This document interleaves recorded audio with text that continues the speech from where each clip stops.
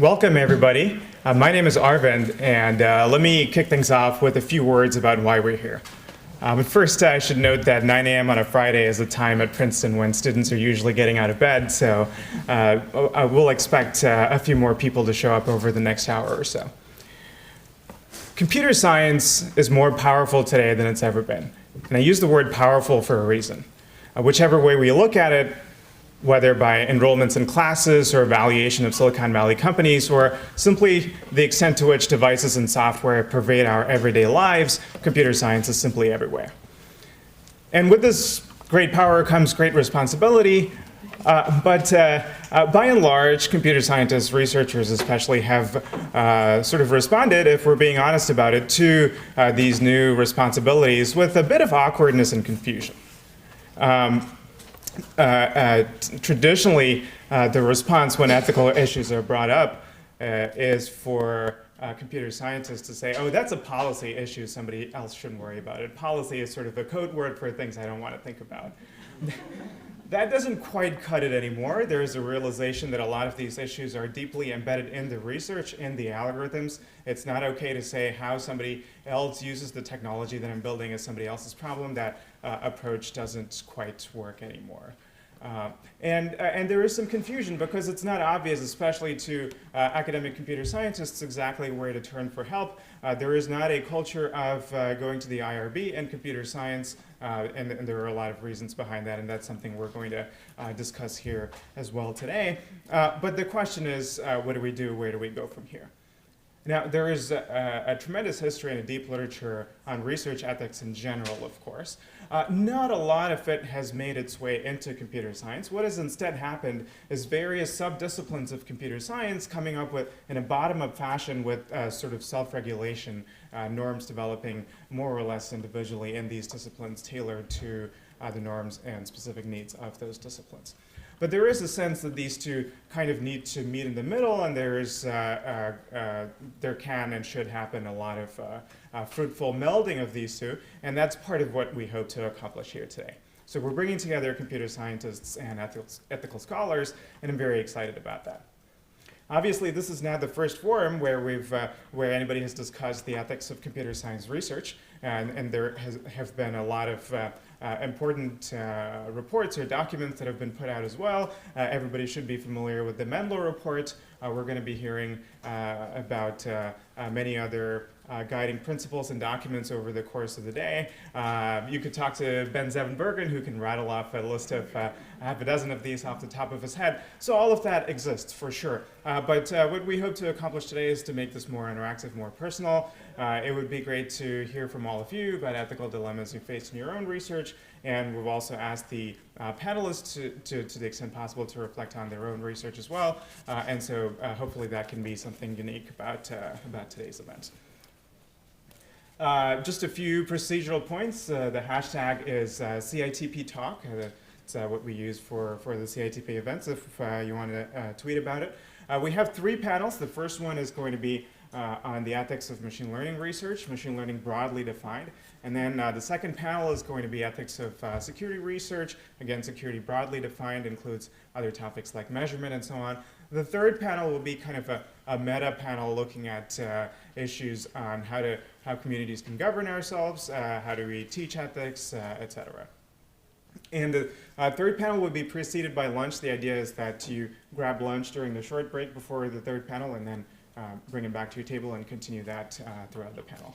After the panels, there is a breakout session. Again, Ben is leading that. Talk to him for more details, and he's going to do a little announcement as well. I want to thank everybody who helped organize this, Ben and Ed and Joanna and all the CITP staff. With that, I'm going to introduce Melissa Lane. Melissa is a professor of many things, politics, classics, and philosophy.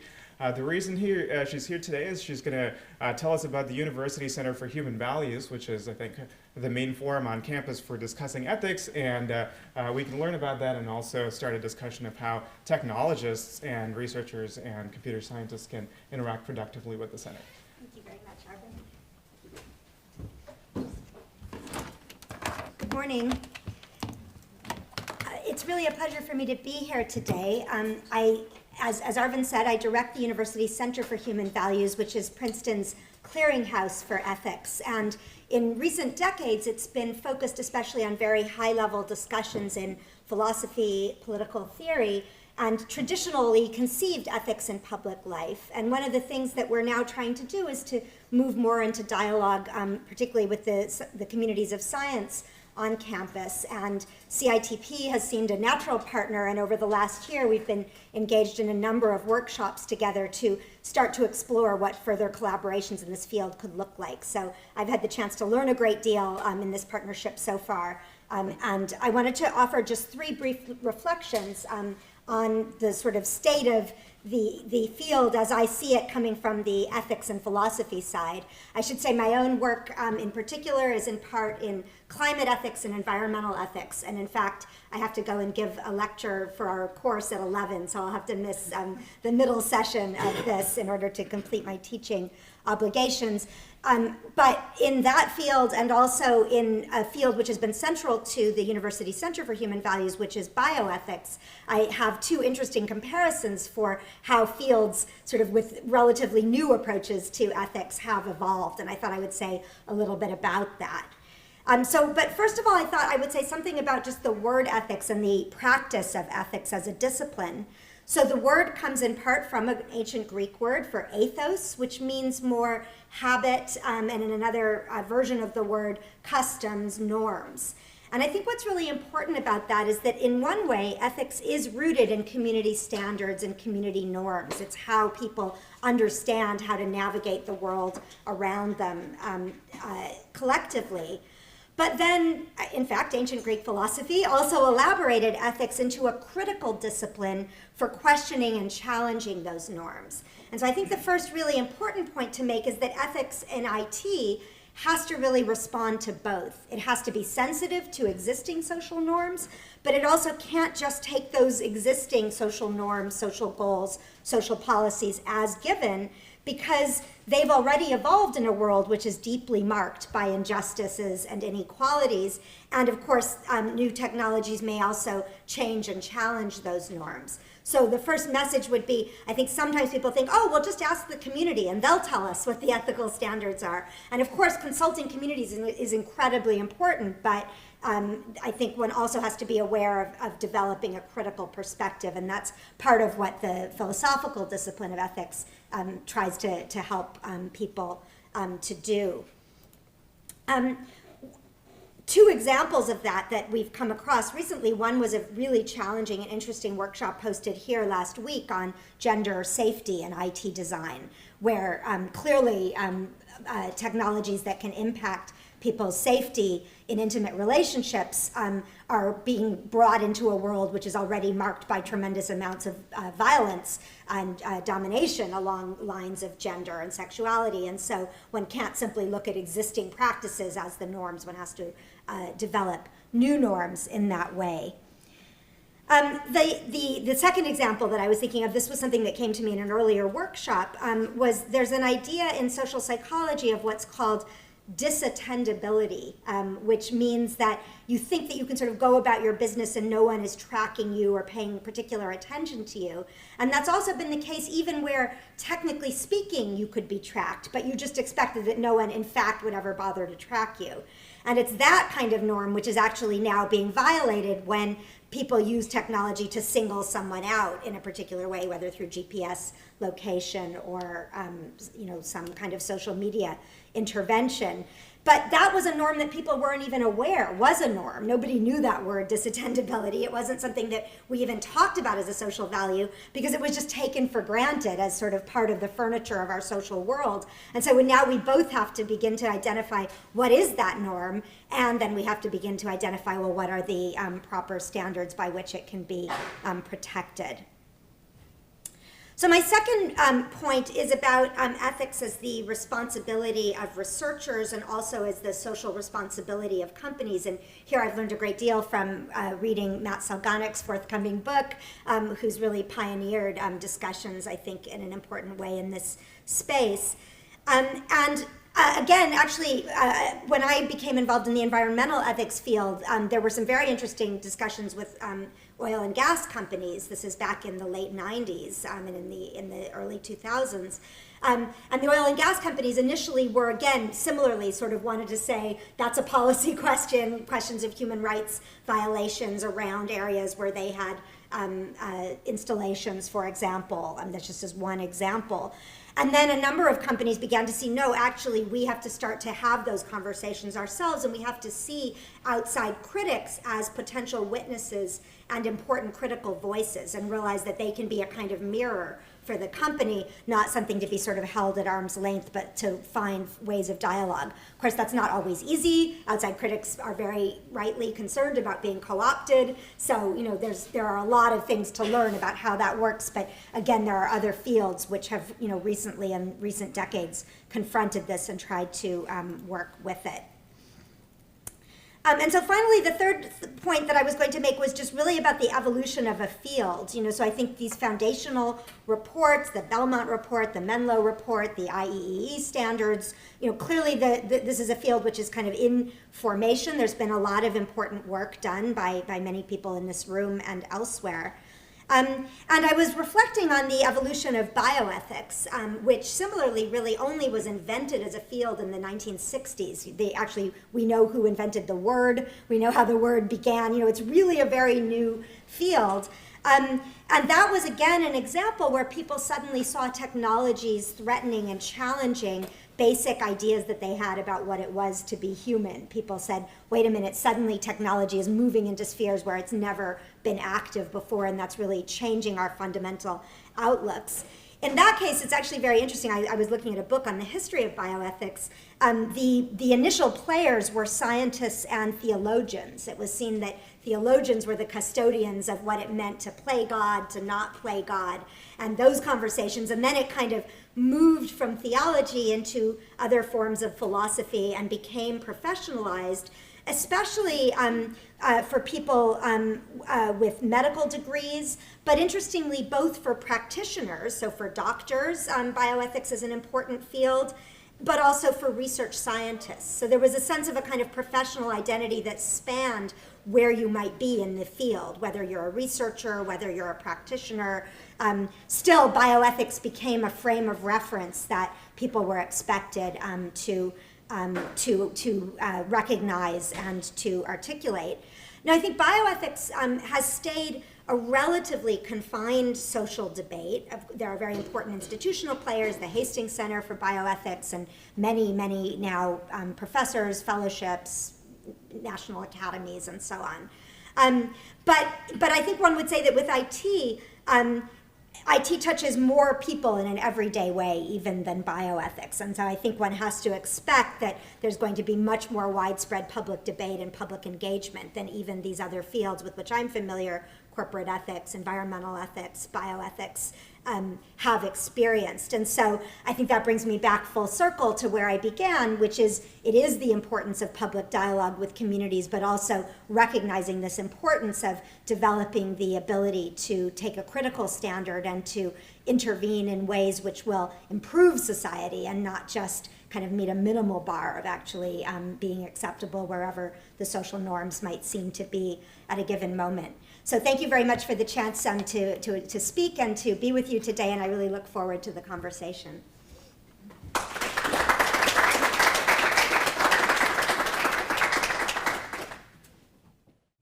So let's jump right into our first panel, which is on the ethics of machine learning research. Machine learning and AI technologies are everywhere today. We don't need to list all the examples of things that they're doing in our everyday lives. But there are also many concerns that this has engendered. Concerns about the loss of jobs to automation, concerns about privacy because the way that we train machine learning technologies these days is using incredibly detailed data, often personal data. Concerns about bias in machine learning, which is a topic that's especially of interest to me and many people here. Broadly, these questions are the focus of the panel, but we are defining machine learning pretty broadly for the purposes of this panel, and the diversity of interests of the panelists, I think, also reflects that. So in alphabetical order from your right, we have Joanna Bryson, who has a background in cognitive science and has been thinking about AI ethics for a long time. AI is sort of classically defined from before machine learning became the hot thing in AI. And it's been my privilege to work with Joanna and my postdoc Eileen on a project showing how machine learning and specifically NLP technologies, when they're trained on human natural language data, end up assimilating human biases like gender bias and racial bias. And that was a paper that we had recently. Next, we have Barbara Engelhardt, who is an expert in machine learning, and specifically, she works with human genetic data to build statistical models of them and also gene expression and the relationship between the two and so on. And she has also in particular been looking at fairness in recommendation systems today. So she's coming at this from a number of perspectives, and I'm very curious to hear her insights as well.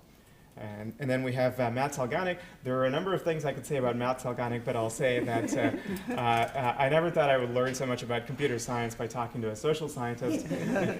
And so those have been very fruitful conversations for me and also for a number of us at CITP.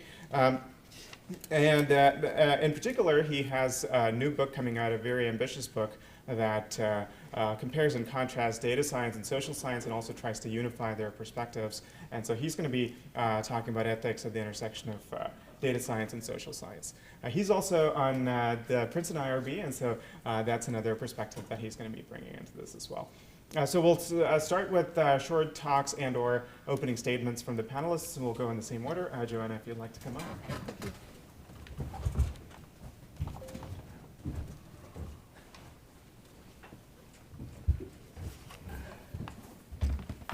So I'm going to do this. I'm going to do this sort of promo.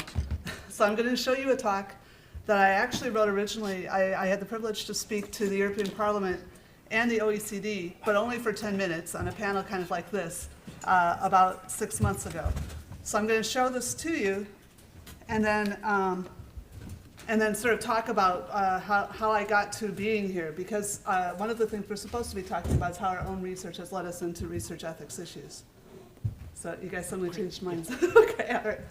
Okay, so I got into AI ethics because as a PhD student working on a humanoid robot project, I was just astounded that people would walk up to me and tell me it'd be unethical to unplug my robot, which was not plugged in. This is at MIT. They were not completely stupid people, but they just jumped to conclusions that I found shocking, and in sort of a Victorian notion, I thought, well, if there's something I find surprising, other people will too, and I just started trying to write it up. So since the 90s, I've been working on trying to understand why people over-identify with artificial intelligence and then assume that they know its ethical, moral status.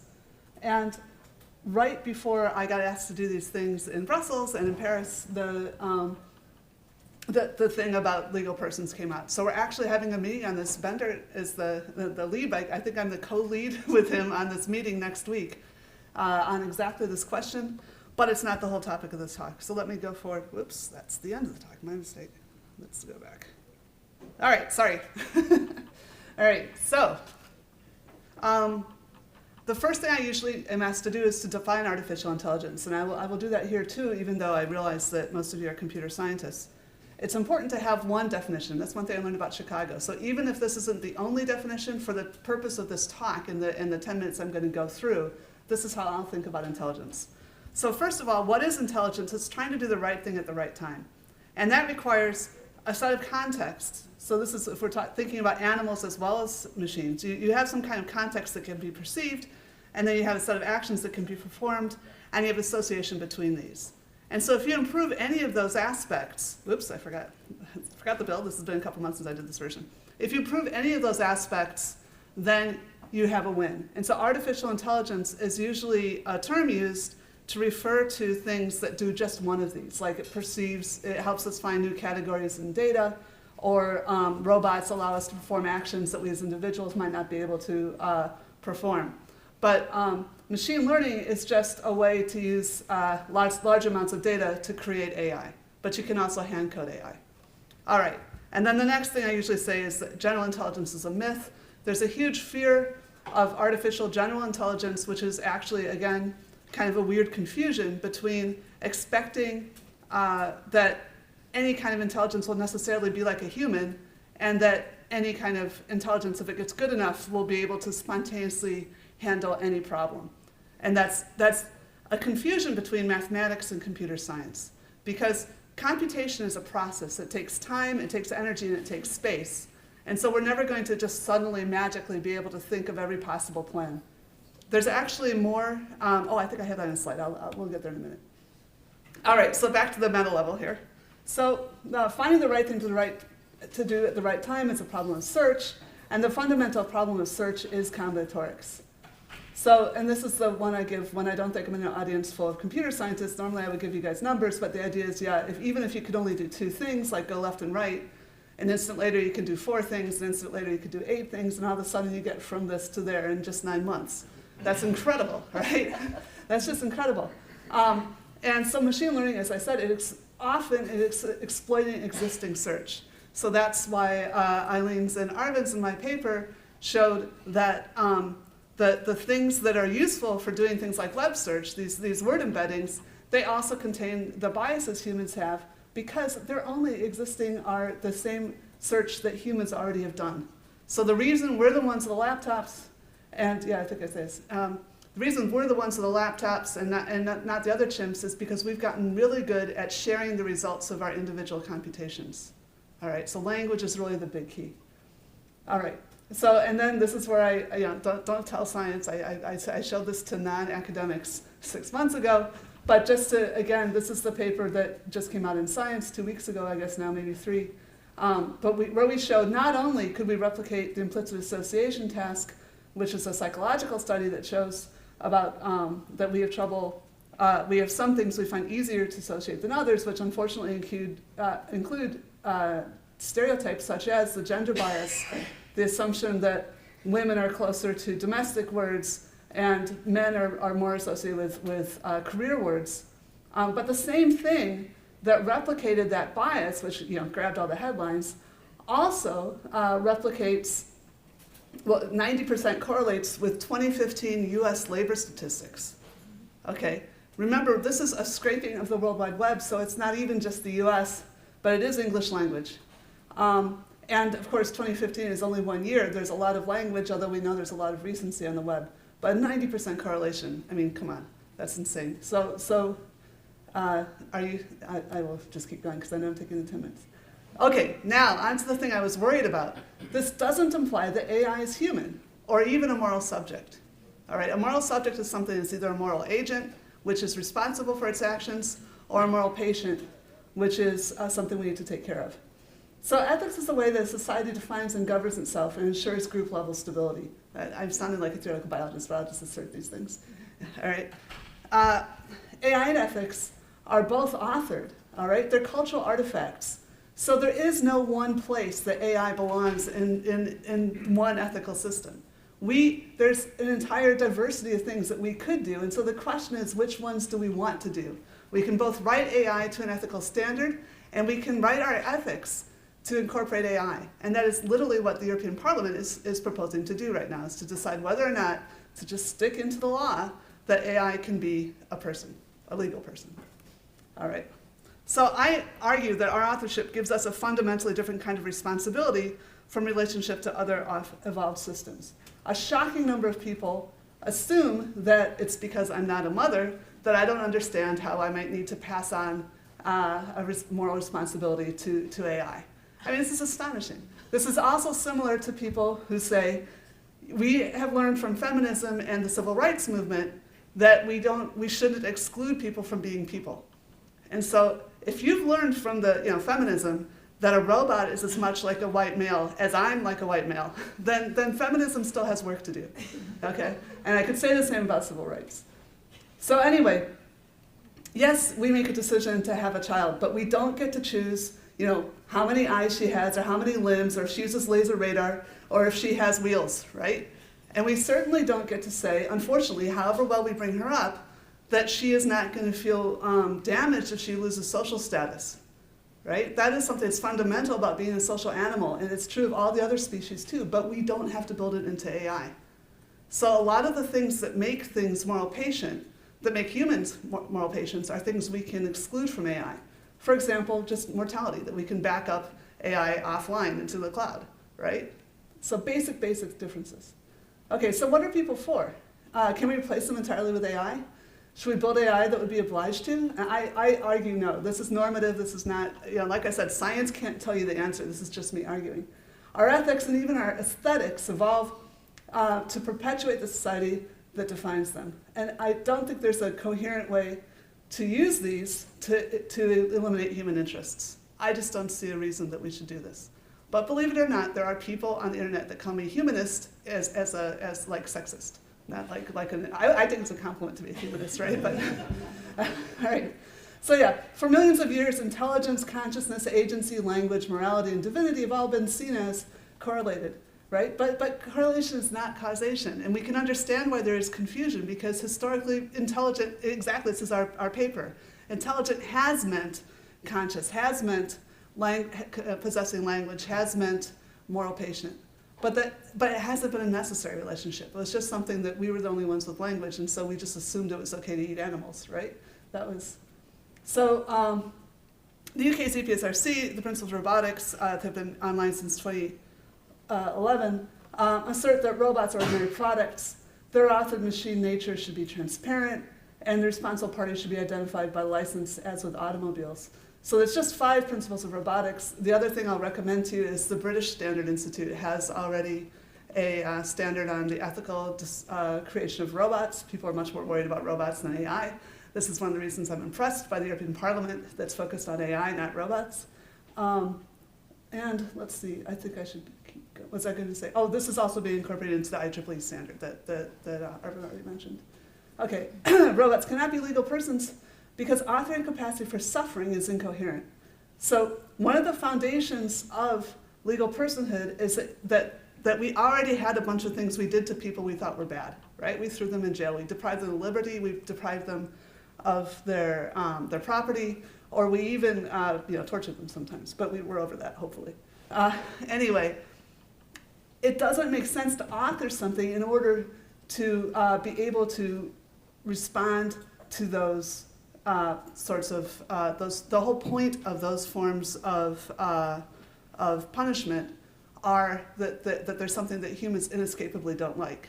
And what does it mean to author something to suffer?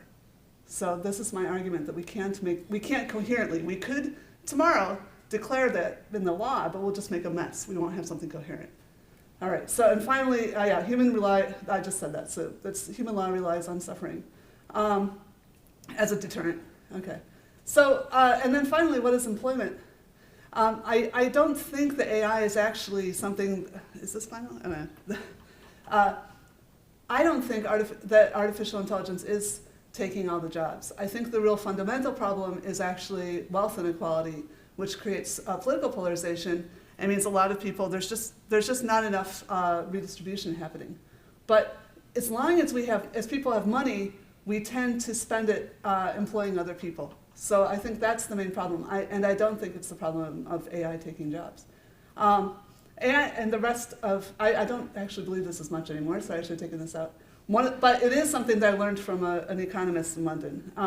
It's the idea that as we reduce human differentiation by empowering a lot of people in a lot of ways, then we have more trouble maintaining diversity of wages, and that might be part of the reason that redistribution isn't going as well. And that was about basic income. I'm going to skip that for now. So this is literally an argument that I made that got the OECD excited, and I'm writing a white paper for them now. But the idea is we don't want all AI, that everything to be authored. We want to maintain diversity and variation, which is something humans are really good at.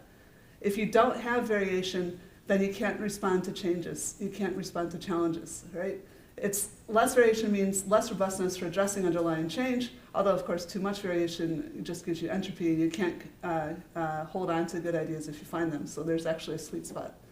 But anyway, so we want privacy, tolerance, and diversity so that we can innovate, which is required to address these challenges. I have thrown in, I think, one last slide, which was from conversations we had there. So this wasn't at the OECD. But when they're talking about taxing, one of the things they're hoping is that they can get the money back that they've been losing. And the point is, if you want to make a whole lot of legislators just panic, say, listen, trust me, I'm a programmer. If you set a set of laws about how robots are going to be taxed, it's not like people. You can't count them. I will make the robot that pays the least amount of tax. I promise you that, right? So I really think that we need to redirect our attention to actually the wealth and sort of forget about trying to tax the robots themselves. AI and ICT blurs distinction even between companies and customers. So a lot of these transactions, we know that there's information going back and forth, but they're not being denominated. And we also have, we spend a lot of our time filling in forms for airlines and things like that. And again, nobody's getting paid and no one's getting taxed. So I don't think there's and I mentioned this already, I don't think there's a coherent way to build in suffering. So these are the three ways that AI is not people, and it's creating new challenges that are going to require new means of government, or at least of wealth redistribution. So that's it. Thank you very much.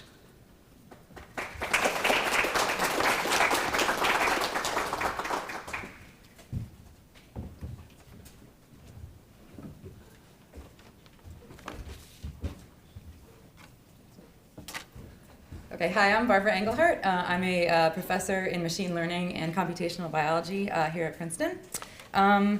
First of all, thanks to Arvind for organizing, from my perspective, organizing this and inviting me to talk. It's a real pleasure to be part of this panel. I have to say it's also pretty dangerous to ask three people who are very passionate about a subject to talk for 10 minutes, so watch out. Okay, so as Arvind said, I do machine learning research, and I also think about computational biology, and I specifically focus on genomics and medicine. And so what I'm going to be talking about today sort of straddles both of these communities. As he also said, I think a lot about recommendation systems. And so recommendation systems really drive a lot of the decision making that happens right now. So you can imagine going online, every ad you see, everything that shows up for you in Amazon, in Google, every movie that is recommended to you on Netflix, all of these are based on recommendation systems. And these recommendations are driven by two things, right? They're first of all driven by data. They're driven by looking at other users who are like you and what they like. They're driven by words that you use in your email. But they're also driven by social networks. So you can imagine that when you're on Facebook, that there are things that go viral in your particular networks, and you will get recommendations based on those things. The problem is that both social networks and people in those networks, and also the data, have extreme biases. And these biases, unfortunately, end up influencing decision-making in scary ways. So we could talk about sort of how biases and how these biased recommendation systems may influence things like buying and which movies you watch. But I'd rather focus on sort of things that I think are more impactful, which is what happens when decision-making for example, financial planning starts being influenced by biases. What happens when, as Arvind points out, career decisions and choices about career are influenced by these biased recommendation systems. And from my perspective, actually, one of the most scary things is what happened when healthcare decisions and planning about healthcare is influenced by biased recommendation systems. So I'm going to give you two examples about biased decision-making in healthcare that are very close to what I've been working on recently.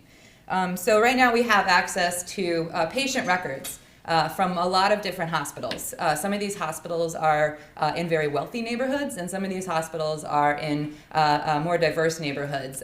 One in particular in New York City is very much a very heavily Hispanic hospital.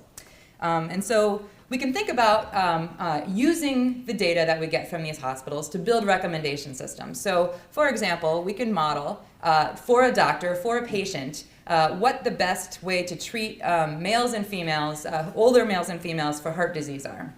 Okay?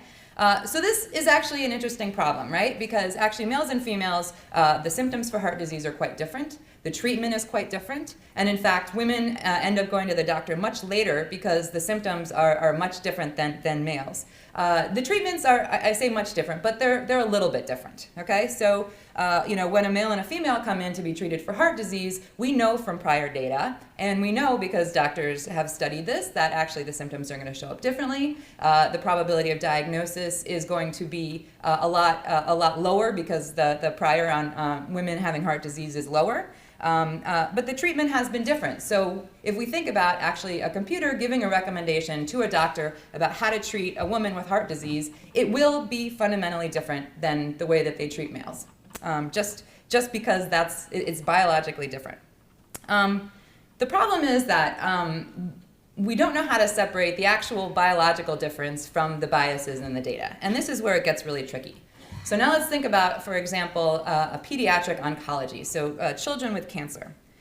So now we can think about this in the context of, for example, a sort of canonically wealthy white neighborhood and hospital data that comes from there, and this mainly Hispanic hospital that we have.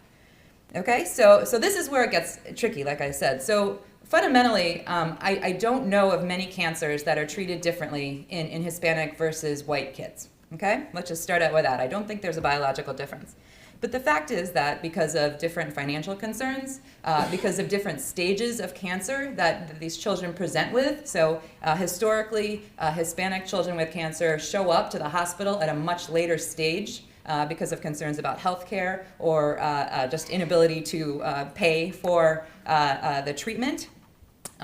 Because of this, the data are extremely biased. And so now, when we build a recommendation system that's based on this incredibly biased healthcare data, we find that actually the system may recommend to us that we treat pediatric cancer patients differently depending on their demographics. And that is just absolutely the wrong thing to do. And so the question is now how we deal with this problem. And I think even a deeper question is how we separate biases against particular groups from actual biological differences, like in heart disease. Okay, I think that's a really tricky problem, and I honestly don't know how to think about that in the right way. So that's sort of examples from my group. I think Arvind gave a bunch of talking points, and the next one I think really sort of touches what Joanna was talking about earlier. So what are the real problems here? Are we wasting our time thinking about this sort of AI is going to sort of take over the world and become sentient beings and things like that? And I think actually, I think it's a bit of a distraction from the real problems. So another concern that I have about machine learning and AI is partially the jobs situation, but ignoring the job situation. I was talking with someone from DeepMind a couple months ago at NIPS, and we were talking about this sort of Elon Musk, will AI take over the world? And he said, you know what, we have much more immediate problems than that. So he describes a beautiful deep learning tool that they have, a method that they have, where they basically take audio data from, let's say, for example, ex-President Obama.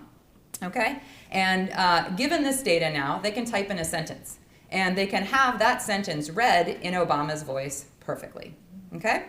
It gets more interesting than that, right? Because they've done it for audio, and now they're doing it for video. Okay? So now you can take years and years and years of video from Obama, right?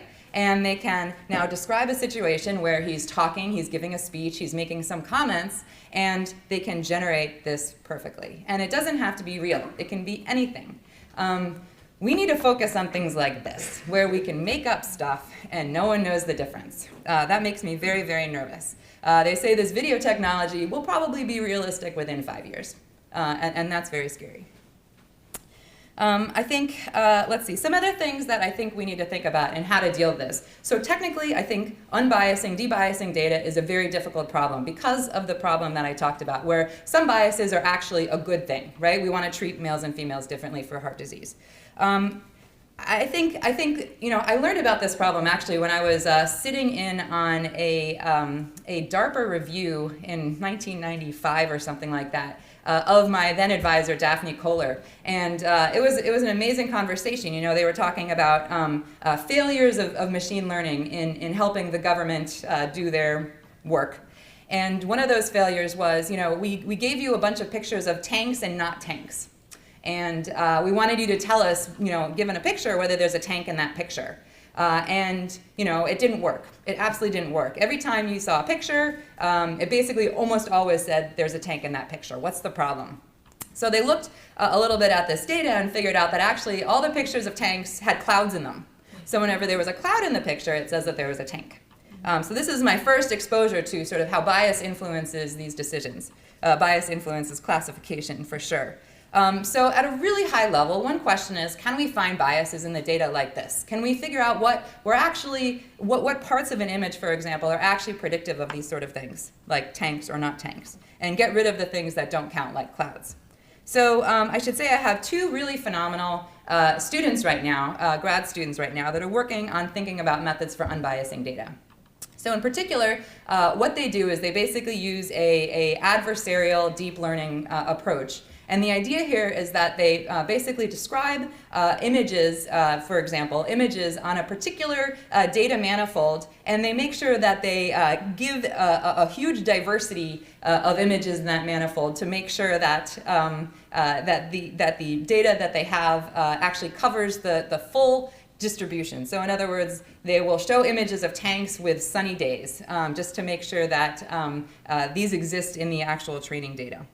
So as an example, they have a beautiful example. They took the Google Street View data where they have images of numbers. They have pictures of signs, and they have a color of the number and a color of the background. And they removed all of the examples of threes that didn't have a red background. So it was only threes with a red background. So if you train a standard deep learning model, it will learn that if it has a red background, it's a 3. If you use their debiasing now, it actually figures out that the red background is a red herring, and it generates a lot of images where the background is many, many, many different colors, and it actually focuses on the actual 3 itself.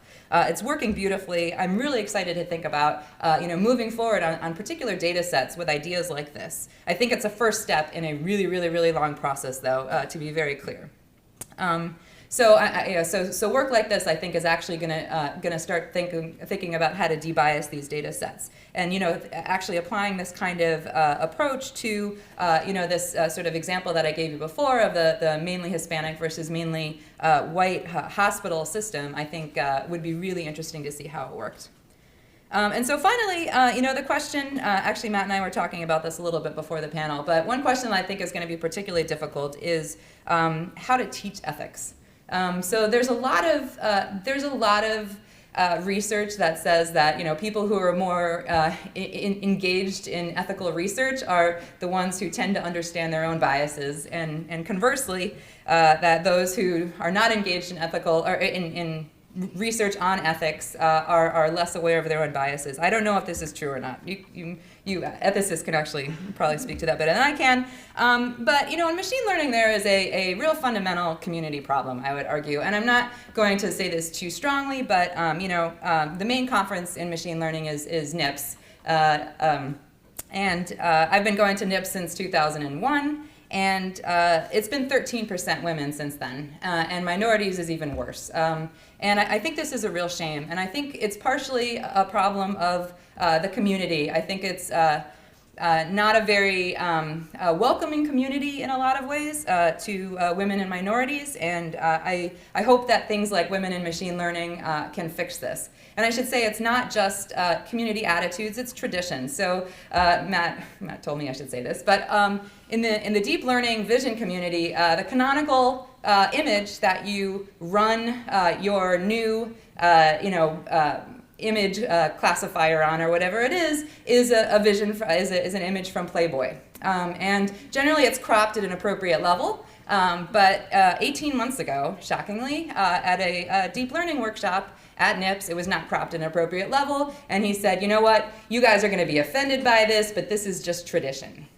And no one said anything. So it was very offensive. And the problem is that in that room, in the deep learning community, there was actually less than 10% women in that room at that time.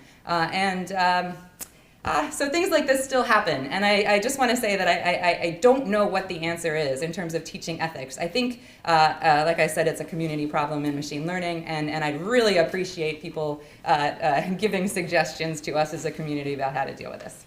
Thanks.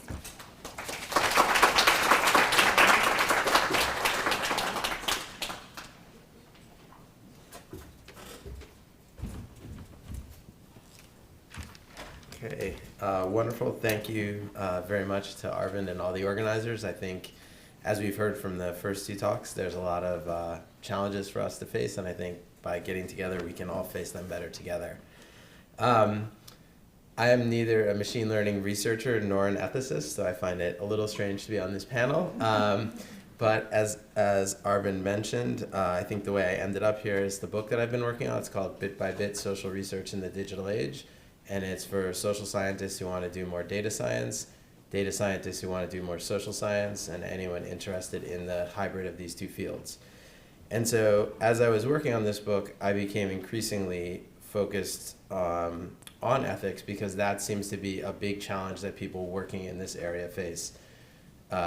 As social scientists, we now have much more power over people than was ever possible before. So what I mean by that is we can now observe the behavior of millions of people without their awareness or consent, and we can also enroll millions of people in experiments, again, without their consent or awareness.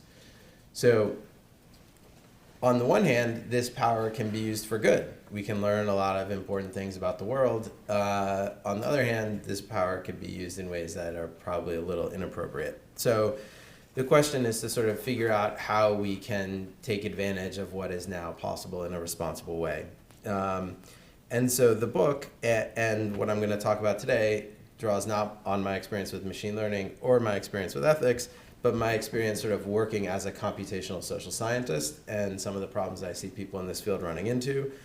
Also, my experience from working at a tech company. So I worked at Microsoft Research for a year, and my experience working in government. I worked in government for 2 years before grad school. And also my time on the IRB here at Princeton, although I just want to be clear, I'm not speaking as a representative of the IRB. I'm speaking just as myself. So in some ways, people working in a bunch of different communities, I think, face similar challenges. And so one way to sort of split up the kind of challenges that people face is an idea from the Belmont Report, which separates research from everyday business practice or everyday practice. And so I'm going to follow that tradition and focus on just research. So what should people at companies, governments, and universities who are focusing on doing academic research, what are the kinds of things that they should be thinking about? Now, that's not to say that there are not hard and important questions about everyday business practice. I think there are.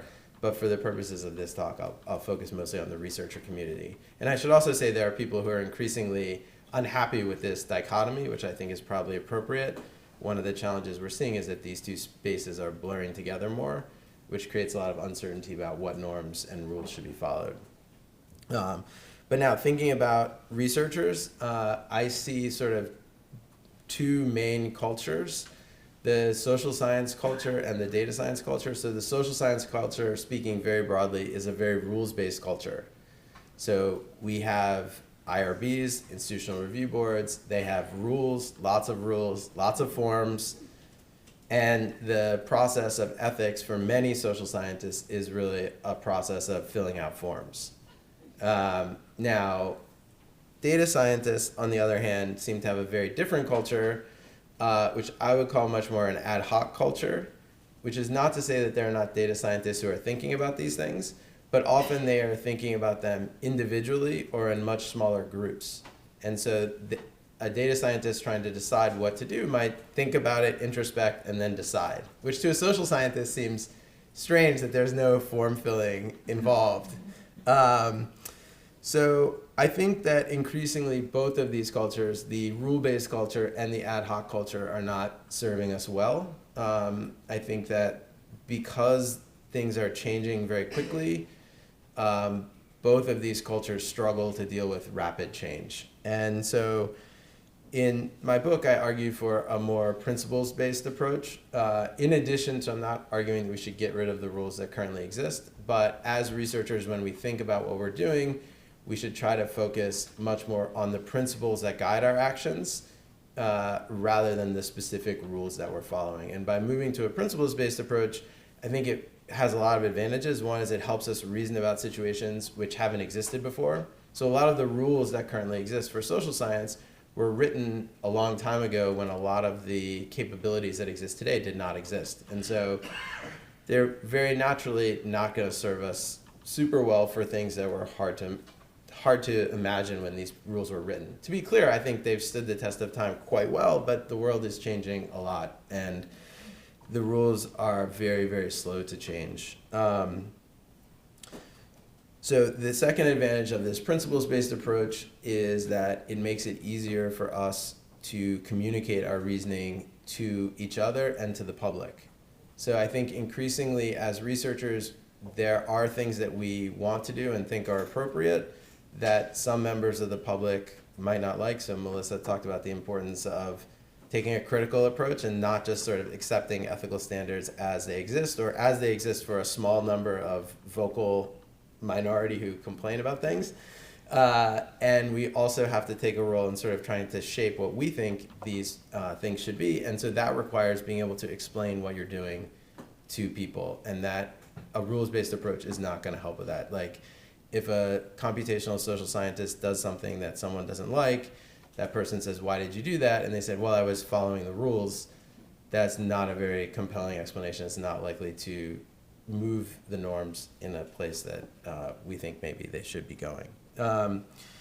So why should we really be concerned about developing this more principles-based approach? I think that there's kind of two main reasons. So one is this fear-based approach, which you see some. It's like, we need to have better ethical systems because otherwise someone's going to do something really bad. Or maybe people are already doing things that are really bad. So that's the fear-based approach. That's used a lot. I would try to focus us more on like a hope-based approach, which is also thinking more about what having these principles and standards will enable us to do. So an example of this is during the Ebola outbreak in West Africa. So Ebola is a person-to-person infectious disease, and so the mobility patterns of people are very important for understanding and controlling the spread of the disease. There was cell phone call records that have within them information about mobility patterns. And there were researchers who were capable and willing to help analyze this data to help understand and prevent the spread of Ebola.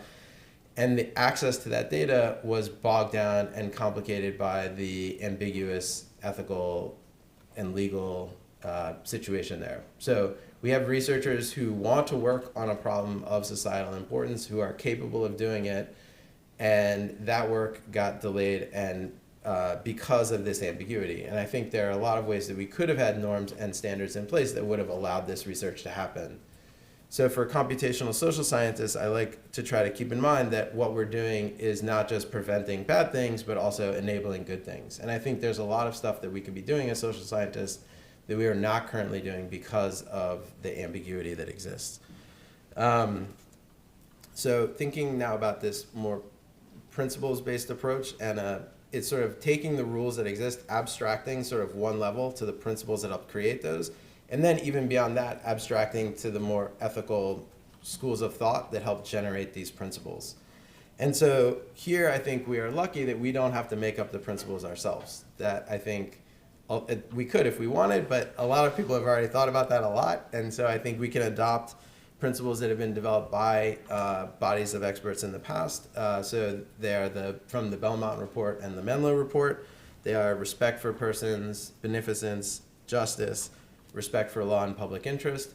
And these four principles were generally sort of derived from two larger schools of ethical thought, consequentialism and deontology. So consequentialism generally focuses on costs and benefits and judging actions based on the outcomes that they produce. And deontology generally focuses on the sort of rights of individuals and treating people in a way that they would like to be treated. And so some combination of those leads to these principles. So now I guess that, and you can read all about that in my book, sort of my extended version of that argument. And so now what I thought I would do is try to think about, so if computer science researchers want to take on more, think about how ethics should be built into their field, I thought I would talk about what I think might be helpfully taken from social science and what might helpfully not be taken from social science. So I think the first thing that I think might be helpfully taken is pre-research third-party review. So for social scientists, before we do stuff, we have to get it reviewed by a third party. And now I did not say IRBs, I said third party review and pre-research. Those are the two big parts. So by doing it before the research, my understanding is that now in computer science, this is generally done after the research has already happened, if this review happens at all. So there's a number of advantages of doing it before the research happens. So the first is, I think actually, in my experience, just the process of filling out the forms is really helpful. I know that seems strange, but what it does is it forces you to think about all the things that you know you should be thinking about anyway. It just forces you to go through those steps. So in the same way that like pilots, they know that they're supposed to like check the flaps and the landing gear and stuff before they take off. Every pilot knows that. But they have a checklist that they go through every single time because that helps prevent errors and inadvertent oversights. So just the process, even if no one is ever actually reading it, this can be helpful, doing it before the research. Then, ideally, you get good advice about how you can change your research to make it safer or more responsible. And a third advantage of doing it pre-research is that I think it actually protects researchers. So if you are out there doing something that is, in a slightly gray area, even if you think what you're doing is appropriate, and even if what you're doing is appropriate, you may encounter people who don't think it's appropriate. And in that situation, having gone through this third-party review and having that third party stand behind you is incredibly important. And I think it diffuses a lot of problems also because of this idea of procedural justice. So there's an idea that people are more willing to accept outcomes that they don't agree with if they accept the process. So for example, in a court system, you might not like the outcome, but if you believe in the process, you're more likely to accept an outcome that you don't like. And so I think for a lot of people who would like to criticize researchers, the awareness that it has gone through a sound process is something that's much more likely to make them accept the research as it's happening. Another part of this third-party, pre-research third-party review is the involvement of non-experts. So my understanding of how it's working in computer science now is that a lot of the review is being handled within program committees of people in that community, and I think that's wonderful to have those people involved. But like the Princeton IRB and all IRBs in the US have members of the community. So the Princeton IRB has a minister and a doctor who are not researchers. And my experience has been that they actually add useful diversity of thinking. I think a big challenge in a lot of research ethics is groupthink. If everyone sitting around the table shares the same technical training, probably knows each other, like it makes it much harder for people to realize that there are multiple perspectives to look at these problems with. And so I think this idea of involving people from outside the field is very helpful if it can be done in a reasonable way. Like you can imagine it getting bogged down and you can imagine lots of problems, but as sort of a goal of thinking about how to get diverse perspectives involved in these decisions, I think is a great one. So let me just now turn to what I think would not be helpful to take from social science, and that is pre-research third-party review involving non-experts. So I've just described to you this beautiful system and talked about all these advantages. I think in practice, the way it is working now, it doesn't always live up to the way that I've described it, and it does tend to involve a lot of form filling, maybe more than thinking. The ratio of form filling to thinking is maybe not where we want it to be. So if you now are in the position where you can create a new system, I think maybe you can try to avoid some of these problems. And so maybe a sort of omnibus system, one challenge for IRBs is that they have to oversee all kinds of research. And so that makes it very hard to develop things that are appropriate for specific cases. And so if you have to try to cover every single case, that creates a lot of problems. If you can limit your scope to a much smaller set of cases, you can potentially make something that is more effective and potentially lighter weight and more effective. Another thing that I think you should not take from social science is excessive focus on participants at the expense of non-participants. So a lot of the research ethics ideas in social science come from medical science, where the primary focus is on the person who you're doing research about, and it leaves out all the things about everyone else in the world. So I think the research Barbara described is a great example of this. So let's say we were thinking about this, using medical records to help build a recommendation system to get doctors to treat patients. So from a lot of social scientists would say, well, did those patients consent to have their records used? Then, okay, let's go. And that leaves out, obviously, the harm that can happen to non-patients from the way that the knowledge from this data is misused.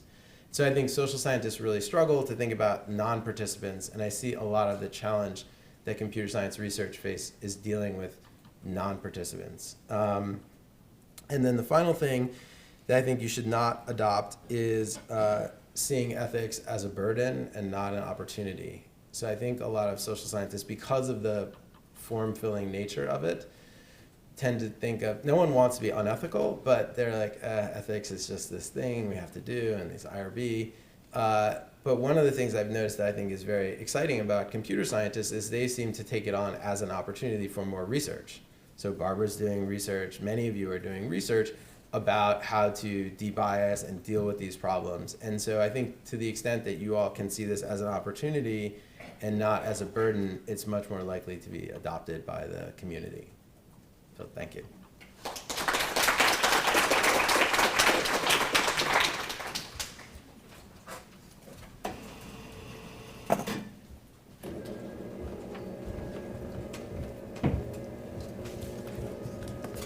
Wonderful. Really enjoyed that, the diversity of perspectives as well as the diversity of timescales ranging from should AI in the future be legal persons to medium-term concerns raised by Barbara to people are dying of Ebola. We got to do something about them, and ambiguity around ethics is in the way. Before I turn it over to the audience, I wanted to ask if the panelists had reactions to each other's talks, because I don't think we've rehearsed this before, so presumably this was new hearing the others for you as well. Yeah, that's weird. I really liked, I don't know if these are working. I really liked the other two talks. I'd like to, I totally agree about this AI forgery problem being huge. And I disagree that it will take 5 years. It's good enough to fool people and to be used on the internet to cause trouble already. Yeah. And some of this stuff was being done in the 90s, in fact. So the other thing is that, while I agree, it's easy to laugh about the people who are worried about superintelligence or whatever. The legal personhood thing could happen this year. So unfortunately, we have to spend our time investing time into this. And part of the reason that I got known in AI was not because of those first couple trivial, in AI ethics I mean, it was because I saw the same thing, this attribution of personhood being used in the knots during the George Bush administration when Ron Arkin got money to make ethical battlefield robots. And a lot of us got very engaged, wrote a bunch of papers, we had a bunch of panels, and I think there are very few people talking about the battlefield robots being themselves morally responsible now, whereas there had been some push for that. That is a way for commanders to get off it. So even some of these crazy things, unfortunately, have immediate consequences that could confuse the legal system. Cool. Barbara and Matt, any thoughts? Well, I got to speak last, so I got to incorporate my responses to them into my talk. But I thought they were both really interesting and definitely a mix of perspectives, which is great. Yeah, I completely agree. I love the different perspectives and the different time scales. That was a good observation. Yep. Yeah. So let me ask a quick question for Matt, actually, and the others are also welcome to join in. You mentioned the importance of pre-research review, and I certainly agree with that, and I've written about that as well. But one of the challenges is, compared to social science, where I think is still the default mode of operation is to ask the scientific question first and then go out and collect the data, whereas in data science and computer science, very often it's driven by the data, so you don't know what you're going to ask until you have the data in hand, and collecting the data might already raise ethical issues. And so how does one deal with that tension? That's a great point. So it is a challenge to think about when research actually starts. And so if you're imagining running a clinical trial, it's very clear. If you're imagining doing something else, it's not so clear. I would say, though, that it's a challenge, but it's one that we can sort of get through that challenge. I think we can sort of say maybe once you acquire the data or before you acquire the data, you should say sort of what you're going to do to protect the data, what's your data management plan, and what you plan to do with the data. And then the third-party review process can also allow for modifications. So the existing system, you may say, I'm planning to use this data to do this thing. You may get the data, do some stuff, and realize you want to change or you want to add in some new data. And so then you could just file a modification. If I could chime in on that, that is something maybe I should have brought before. One of my big concerns about ethics of research right now is that, so some years ago, and I can't find the study anymore, but there was a study done by psychologists on open Facebook, unprotected Facebook, which at the time was like 2/3 of Facebook profiles were unprotected. And there was a huge fuss. It's like, how could you possibly be reading these unprotected things? Because there was this, unlike Twitter, there was sort of this perception that supposedly Facebook has some privacy. And so the person was hounded out of it. And then, of course, we know Facebook themselves got hounded for doing this. And now we have, at least allegedly, the work by Cambridge Analytica on exactly the same data set, which, the public may have been felt protected because the scientists said, oh yeah, you're right, we're being very bad to use this data. But maybe the public would have been better off not feeling safe. Maybe the public needed to learn how to protect their Facebook profiles and not let us know.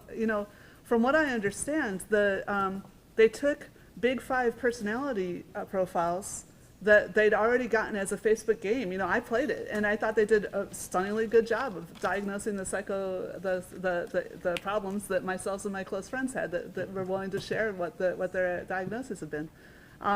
They kept those models and then looked at the like patterns and then learned to use from like patterns to predict Big Five personality. And then apparently they were also able to figure out which were the right ads. Now, I was invited to the AI ethics panel at EACL, and the people there who apparently gave Mercer an award, he's got one of these big awards from EACL that they're trying to decide whether to retract. They're not sure whether or not they believe the story. So there's not, but even the fact that it might be true and that people at that level aren't sure it's not true, to me is concerning. And so coming back to Matt, this is I'm wondering if we should be abusing the data that's out there just so that it gets into the news and people stop hemorrhaging so much data. Well, security researchers have got you covered there, and that's going to be panel number 2. Great. So I have a lot more questions to ask, but let's go to the audience at this point. I'm already seeing hands up. So this question is for Barbara, maybe Joanna. So you mentioned some of the biases that exist or that you found with this healthcare recommendation engine. And so this is one example, but we know that these biases exist across various machine learning algorithms. There's a case in Wisconsin right now where a judge used an algorithm that was created by some company. Of course, this algorithm is not disclosed, but it made a recommendation in terms of the danger that this criminal presented to society. And so the judge used this as a factor in his decision to sentence this person. And so I guess my question is, what is the community's response to that? And have you filed a friend of the court brief to the appellate court in terms of recommending a position in the danger of using these technologies? So I was told to ask the panelists to repeat the question, but given the length of the question, we'll skip it for this one. Yes. So the question basically had to do with this classification system. We're given an image, a face, to predict whether this person was going to be at risk for committing a violent crime. I believe that was what you're talking about. And of course, this is terrible. This is going to be racial and gender profiling, and because of the biases in the data set, I don't see how it could not be. So, I mean, I don't know the legal aspects of it. I can say from the perspective of thinking about bias in these algorithms. I mean, it's really a bias in the data, right? The algorithms just learn exactly what they see in the data. And, I was talking about sort of threes with red backgrounds, but actually, I think it also really has to do with the balance of the classes too. When we just look at I'm a Bayesian, so we look at the sort of priors of each of the different classes, and the ratios of different genders in each of those two classes, for example, criminal versus not criminal. We do a terrible job of making sure that the biases in the data set, in the sense of the empirical prior on different genders and different ethnic groups in the two different classes in this case, are properly represented and do not reflect the bias of the data. But again, this is, I think, where some of these technological approaches can actually go into solving the problem, where we actually think about specifically, generating additional examples that don't have these biases and making this, a balanced data set appropriately. So I think there's definitely some onus on us doing machine learning to think about how to do this properly. Yes. Okay, if I could jump in on that. So there's three different ways that that AI can be biased. One is it can be programmed by evil, malign people, and we can't forget that. So when I hear the beginning of this, that it's not an open source, we don't know if that was what people did intentionally. The second thing is sloppiness, like not thinking carefully enough about the data. And then the thing that Eileen and Arvind and I did was that's bias that humans have. And again, with respect, if this is faces, I was just Wednesday on a panel with a vision person that was talking about that we decide who to trust in about 30 milliseconds by looking at faces. So honestly, when it comes to judges, I have no idea whether that algorithm is better or worse than what the judges' biases they might have brought in. So I think the real lesson here is, of all these things, let's open source it.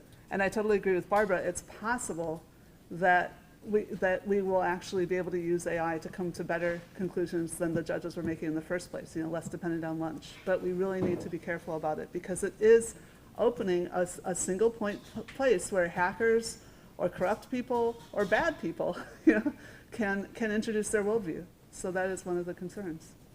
I completely agree with your point about open source, and I think it extends not just the algorithms, which is a big problem, but also to the data, although doing it in a way to protect the people as well. So there are a lot of difficulties there, but I absolutely think that's one road to solving these problems. Yep.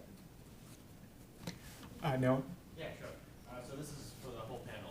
So like when doing basic ethics development research for machine learning or other areas, often you're just trying to improve sort of the state of the art in learning, or the state of the art, and you're not thinking necessarily about what particular application it will be applied to, or if you are, that there's a lot of potential for it to be applied to other applications that you may not have even thought of yet. Coming back to Matt's point about needing to do pre-research sort of ethics evaluation that takes into account not just participants, but everyone in the world who might potentially be affected, how would you go about doing that for something that kind of falls more under algorithm development than a particular application? Sure. So I think that's a great question. So I think it's a challenge. It's like dual use technology. It's like certain things, they can be used for good things and they can be used for bad things. So for something like that, where it's not super clear right now how it would be used, I mean, if I had to design a system today, I would imagine something would be a very lightweight process where there's a small group of other people working in the field. You would send them a simple description of what you're doing, and probably they would say right back, yes, this is fine. But then once that infrastructure is in place, over time, people will figure out how it should be used, and there'll be sort of more thoughtful reflection about what should happen. So I wouldn't want to put in something heavy at the beginning, but I think just getting a light system in place allows for improvement over time. Because I think one of the things about that I'm not a pilot, but one of the things I understand about the checklist system is that after there is an accident, then that gets folded into all future checklists. And so there may be work right now that looks like it's very natural, sort of basic computer science, algorithmic development, that someone else in the world has figured out is being used by repressive governments to do things that you might not like.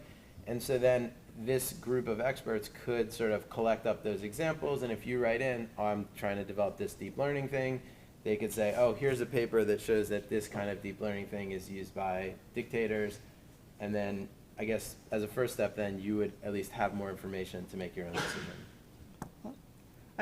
You know, oxygen is used by dictators too. I really think that once I was deciding whether or not to take Air Force funding to do work on understanding cultural variation in public goods investment, and somebody at the center that I was working at then said, how could you even consider writing a program that might affect where a bomb is dropped? And I said, well, I put all my software on the web because I believe in open source, so that my software may already be in battlefield robots for all I know, you know. And anything you do that could be used for good could also be used for bad. And she said, that's why I study evolution of language, because it can't possibly be any good or any bad. And the irony was that the Air Force had approached me because of my evolution of language research. So anyway, yeah, I think one of the things, if you are the expert who puts something out, that then you do have a responsibility in the long term too to help diagnose if it might be being misused. But I don't think, you know, we can't blame people for writing C or whatever, you know, for building really basic tools. Sorry, nobody writing C is present.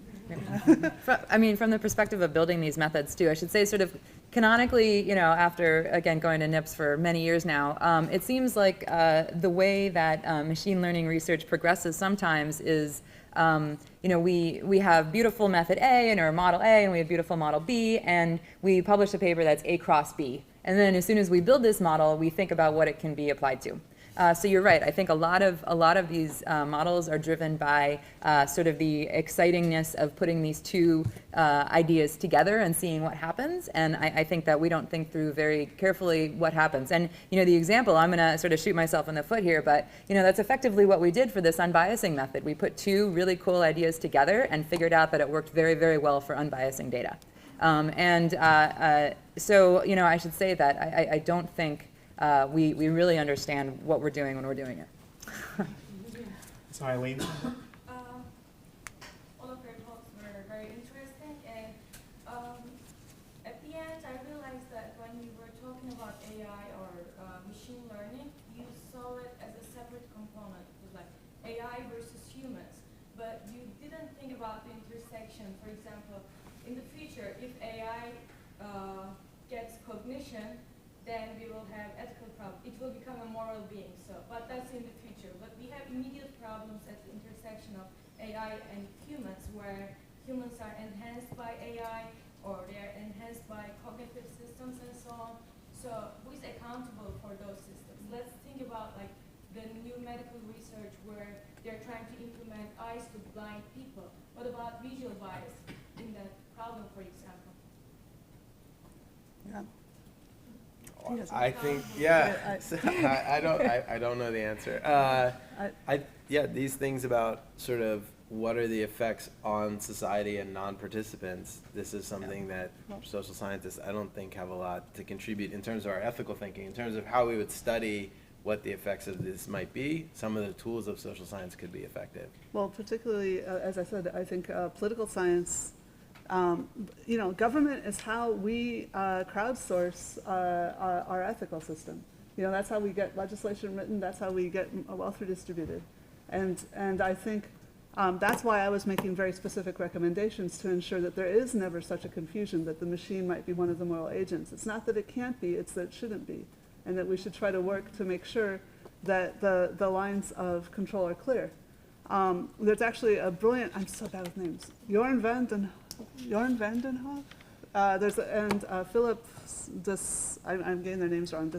Anyway, they're doing a beautiful job on, and I'll tweet the paper. They're doing a beautiful job of showing that you can solve the problems of attribution up a command chain. They're specifically looking at battlefield weapons, but it also works for, you know, autonomous cars, all kinds of things. And that, believe it or not, they're using reasoning about free will. So they think it's a bad theory of free will, but it was really useful for clarifying chain of command. And when you can say that a human still has control, even if it's an autonomous robot. So I think this is the kind of work we need to do, again, massively cross-disciplinary, taking something out of, of philosophy of free will to help handle a military conundrum, because, the military really cares about who's responsible, and that's one of the reasons they have actually beautiful and clean rules about these kinds of things. And then try and transfer that again into society and set up regulations about how at least commercial AI products, what we accept in them and how we view responsibility within them. Christine, I believe I saw your hand. Oh, yeah, I had a question actually for Matt. So I also serve on an IRB, and I'm, was asked to be on it because I'm an information scientist, and so all of the research that you were talking about, I review. And I'm wondering though, so we have exempt and expedited and full applications. And often in the reviews that I've had, I felt, yes, on the one hand, this is exempt, and I can okay it, but when you're talking about we actually need more dialogue about these things. Do we try and argue for full review in some of these cases, or how do you think we do it? We have the three categories now. Do we need a fourth, fifth? How does it fit? Yeah, no, I think it's a challenge. The exempt category, there's actually, this is something, well, a lot of the stuff that's exempt now, based on the existing rules, is stuff that some people in this room might find to be ethically important research to discuss. Because, again, it's an excessive focus on participants and not non-participants. So if so in practice, I think it's not, I'm not sure it's the role of IRBs to sort of insert their, I think part of what IRBs are there to do is just apply the rules as they exist. And then as researchers, not in our role as participants on the IRB, we can think about what a better system might be. But I do think IRBs could also create more of a space for dialogue that is non-bureaucratic, so like an office hours or something, where you just want to come and chat with someone, and it's, not through the bureaucratic process. It's not related to the IRB. It's just, I want to talk to someone who's thought about ethics and has seen a lot of different projects come through. What's your thoughts about this? So I think that kind of thing would be great, but then because the IRB is mixed up in a lot of legal and administrative things, there may be reasons that IRBs themselves wouldn't want to do that. I really like the idea of IRB office hours. Yeah. I would go to that for every one of my projects. Yes, absolutely. Melissa, go ahead. So I had a question for Joanna, which was about whether legal personhood does require the capacity to suffer, which I think is a very attractive idea, but we do already have, especially in the U.S., corporate legal persons, for example, who precisely don't have that. It's causing a lot of problems in law and ethics, but I wondered whether that category is so clean cut. Actually, I'm writing a paper about exactly that with Tom Grant of Cambridge. The idea of corporate legal personhood has been going back for centuries, and basically the idea was that even though a corporation is not a person, it's made up of people, and so it also cares if it loses reputation or if it, if it has its property rescinded from it or things like this. As we know, now we're getting really good, people are getting good at creating what are called shell corporations. Basically we're divorcing our individual identities from our corporate identities, and so therefore they are no longer effective. And so yes, we're actually, and I think we can do this a lot with AI. AI allows us to think about ethics from an external perspective and sort of refocus some of the arguments. So we actually in our paper don't just argue that having a purely synthetic agent would be a big problem, but we use that to highlight the problems of the semi-synthetic agents we already have, and say yes, rather than extending, we should actually push back. But yes, that's the reason that historically corporations were viewed. Yeah. Cool. I think with that, we are almost running out of time. If there are any quick closing thoughts from the panelists, optionally, we'll have a minute to go through those. I think it's totally awesome that you're doing this, and I'm looking forward to the other two panels. Anything more? Yeah, me too. I've really enjoyed the perspectives of my two co-panelists. This has been great. Yep. Yeah. Agreed and agreed. Yeah. Wonderful. So yeah. We'll come back. Yeah.